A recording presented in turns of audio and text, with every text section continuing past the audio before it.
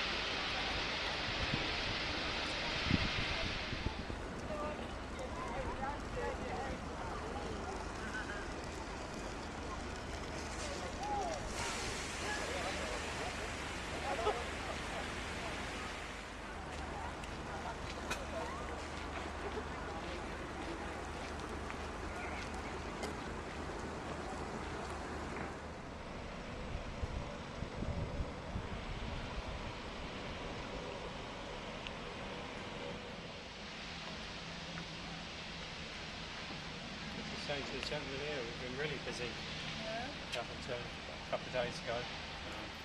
Great. Weekend's very busy. We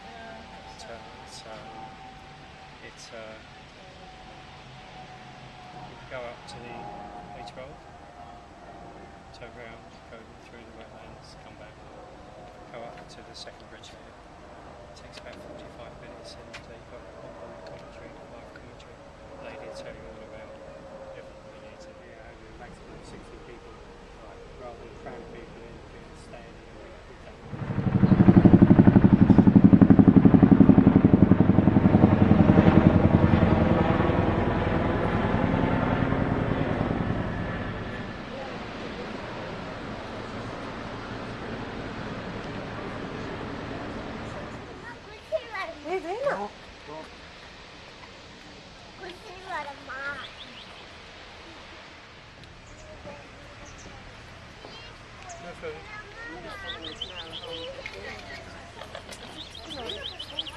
Oh, especially when they've got babies as well. Boys and girls at the back, hi. My name's Josephine and I'm going to give you a bit of a commentary as we go along today on our tour. But before we set off, I need to give you a safety brief, and it is brief, but it's all you need to know. Nothing untoward is going to happen. So the boat is actually registered with the MCA, which is the Maritime and Coast Guard Agency. So we've got life rings on the top, so if any of you fall or jump overboard, we just throw one to you and then we pick you up on the way back, so you're quite safe. We've got the appropriate fire extinguishers, we've got first aid kit, we've also got emergency exit. This is where I turn into because this river from the Thames up to Hackney is tidal, so it's low tide today. Only roughly 5 to 6 feet deep, so no big deal. And these things that look like children's crayons on the side of the river, if you look at the bottom, you can see that they're a tide marker in a way. You can see how high the water can rise. 26 art installations on the park. They're called stills, and they're sort of a way marker along the river, and they can also be used as mooring posts. And as you can see, the birds use them as their toilet, which is not very respectful, is it, for an art installation? But that's birds for you. Cormorants, coots, moorhens, little grebes, crested grebes. We yesterday, especially, our heron was back. And you've seen the swans. Lots of insects as well, because they built bird and bat boxes and beehives around to attract lots of other species. Are these phone boxes up here that are lurking among the trees? I don't know if any of you saw in the newspaper or on television last night that because we don't see many red telephone boxes in London, a couple of young entrepreneurs, where they are in London, they're going in there and they're putting in solar panels so that people can charge their mobile phones up inside. So those two don't have that facility. Those two are just there as historical monuments of the old red telephone boxes in London, would you? No.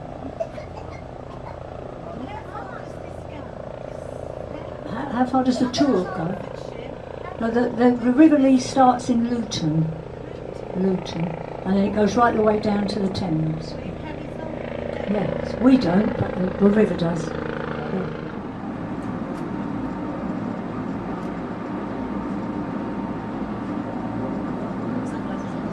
As we come under this bridge, you'll see where those people are walking along on the right-hand side. You can see the rooftop only of those two big white buildings along there. Now, what those buildings were, they were the press and media centre during the games. That was where all the television, radio, newspaper reporters broadcast all about the games all around the world. So that was the press and media centre.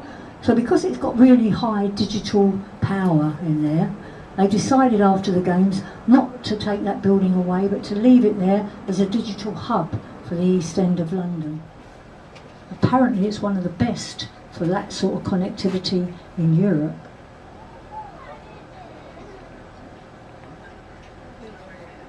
And you see, as we go under this bridge, as many of the new bridges, you can see the supporting walls are made out of rocks behind a sort of a grill, metal grill. Now those rocks on both sides, and in all the new bridges around, you'll see them around the park, they were all recycled from the thousands of tons of rubble that were knocked down to build the Olympic Park in the first place. Rather than getting rid of them, what they did, they recycled them all and used them to make the bridge supports look attractive. So that's the two lovely images. And there's the end of Here East. Look, we've just come to the end of the Press and Media Centre. See what a long, long building it is. Also up there by those flags is the Copper Box Arena. That's a lovely multi-purpose arena that they use it for all kinds of things. At the moment it's the basketball, the home of the basketball, the London Lion basketball team. Yeah, that's a little grebe over there, that one. See? And it's a cultural centre. I bet there won't be any West Ham supporters in there either. And this red and cream building that you can see, everybody asks me what is it, because it is quite spectacular. It's nothing to do with the park, it's student accommodation. So that provides accommodation for all the universities around London. So any student who's studying in a uni in London can actually rent a place in there. Apparently it's very nice. We had a young lad on board for a swim in the daytime. It's absolutely flooded with lovely daylight. Has anyone been in for a swim? Just me? Okay, I've been in. Trust me, it's wonderful. It's only £3.50, which is really cheap. Obviously for concessions and children it's better, it's cheaper. But they've got lovely changing rooms and showers. All the water's recyclable, as are all of the venues around the park. 2 50-metre